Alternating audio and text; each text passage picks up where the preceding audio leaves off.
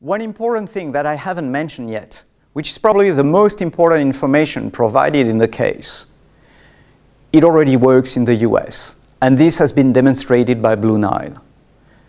Blue Nile was founded in 1999 and generated around $300 million of revenue in 2006-2007, that is, at the time of the case.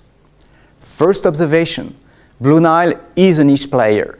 It represents just over 1% of the diamond market in the US and 0.3% of the jewelry market in the US too.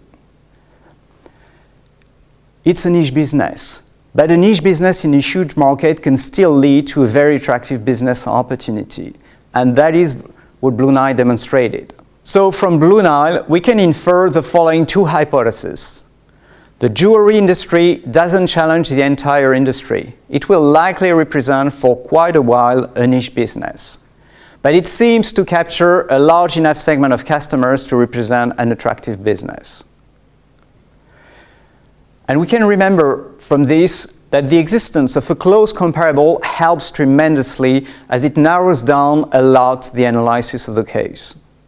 Our main question then becomes, is there a reason for which the market that buys jewels from Blue Nile in the US wouldn't exist in France and in Europe? What do you think about it? There are some differences to point out. Blue Nile specializes in diamonds because engagement ring is a big market in the US, bigger than in here. But beyond that, and personally I don't have the answer, but I do think that yes, the model should transpose rather well in France and in Europe. Market structures are the same. People do buy jewels for the same occasions. Online adoption is slower in Europe, but it is still well on its way. So maybe Adamance will follow a slow growth path, but they should address the same type of market opportunities than Blue Nile did in the US. So based on this, despite the fact it goes against the main drivers of the industry, it seems that Adamance has a point, and selling jewels online might work.